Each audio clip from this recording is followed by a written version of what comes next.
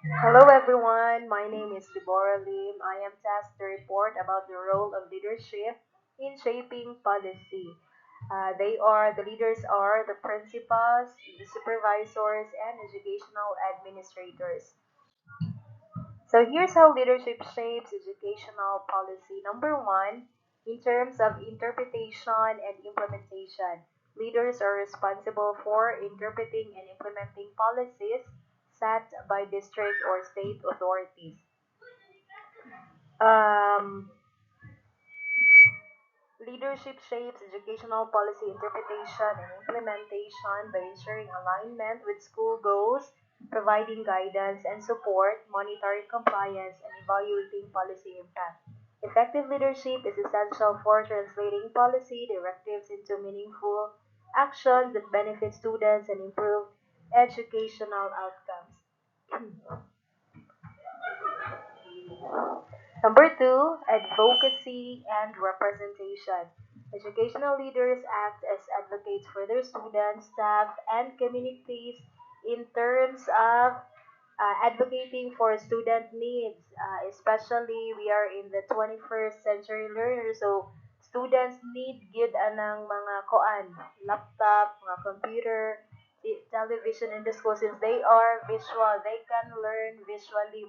Most of them kanan gyud sila ng liuklihok kanang sa mata. So they can learn if the presence of technology is in the classroom. So another is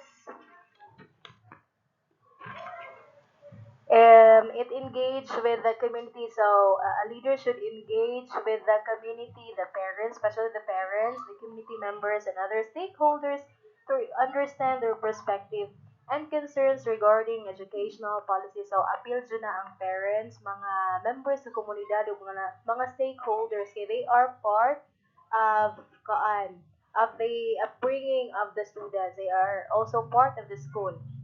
And then effective leadership is essential for advocating policies that support student success, empower educators, and strengthen the education as system as a whole. Next is resource allocation and prioritization. Responsible for allocating resources, including funding, staff, and time. So, best example ani is ato ang MOOE sa school. Diba, naman dyan ay budget every month.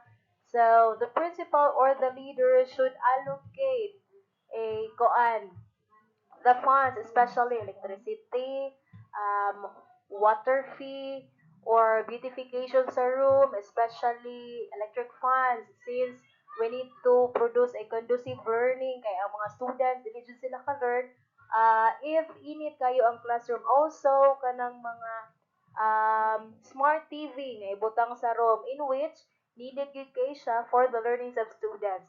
Also mga books, computers sa computer lab. So, dapat ang funds sa MOOE kay malukit gid siya dili na ta papermahon og kuan resibo nga wala ta kadawat sa things or sa resources. Next is collaboration and communication. It involves fostering open dialogue and ensure that all parties are informed about policy changes. So if there is a policy, dapat makipag-collaborate ang principal sa iyahang subordinate which is the teacher also makipag-communicate pod sa parents kung unsay mga policy unsay mga changes nga mahitabo sa school is especially is among school na may mandatory fee for the school publication before to na mo gi-open is nagpatawag mig meeting sa mga parents nga to open nga na ay mandatory fee which is 90 pesos for every student. So nakipag-collaborate ni sa parents and then moto if there is a communication na agyoy pagkasinabtanan both parties. Okay, let's go to the last innovation and change management. So since change is the only thing that is permanent, so we develop new approaches to teaching and learning. Ang teacher kanang mag-develop of new approaches to teaching how a student can learn kay 'di ba we are kuan man, we have different kinds of students. There are various of students sa nila pag-learn. So, a teacher should find ways on how to teach the students or how to have the students aim or grasp the learning.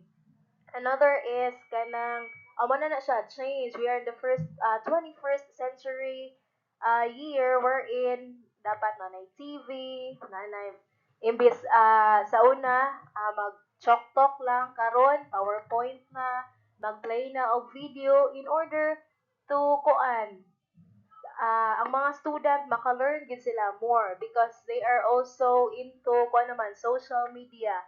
Oh, ni-adapt naman sila ana. So kita po teacher as much as we can ato apong i-broaden ang atong um, mga things on or mga strategies how to teach, how to help the student in their learning. Principals, supervisors, and administrators each play distinct but complementary roles in shaping educational policy.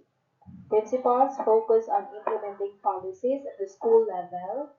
Supervisors oversee policy implementation in specific instructional areas, and administrators develop and evaluate policies at the district or system level.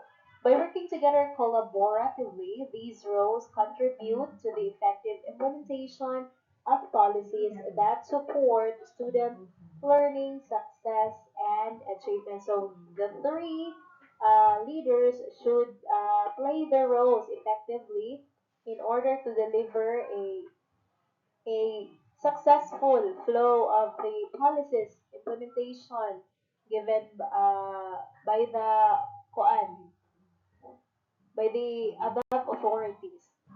Next is role of the principal. They act as the primary leaders in the school. Policy implementation, they ensure that teachers and staff adhere to the guidelines. So, sa mga guidelines nga maabot sa eskwelahan, i-deliver magid na sa principal, yan ang i-relay ato sa iyang mga subordinates, sa iyang mga teachers, para ang mga teachers ma-inform sa guidelines. Example is kanang matatag o kanang matatag curriculum, 45 minutes per subject. O, if makarender ka o 6 hours of teaching, paano ka, free na ka to go. Next is culture and vision. They set academic goals and foster an environment conducive to learning. They are responsible for creating a positive and inclusive school environment that fosters learning, growth, and success for all students, staff, and stakeholders. So, ang principal dapat mag-establish a clear vision for the school. May mga goals, may mga priorities, dapat i-address. And then, iyang i-communicate ang vision through the stakeholders kay kuan man na, it could be nga mo support from private sectors, through monetary or through kuan in kind. And then, modeling behavior. So, ang principal dapat, they will lead by example and model the behaviors, attitude, and values that reflect the school's vision. Next is, let's go to supervisors. They often hold position within district and oversee multiple schools.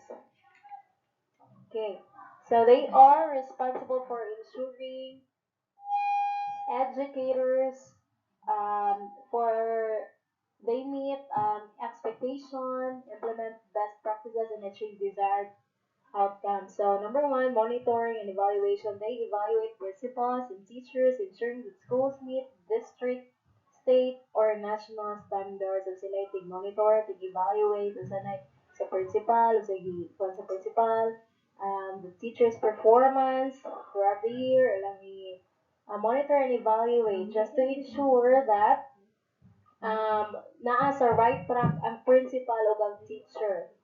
Next is professional development. This is One of the most important is a teacher nga na siya professional development. They have implement policies related to teacher training. Muna nga ay mga inset, na ay mga trainings nga giheld annually to help the teachers' performance in the classroom improve. And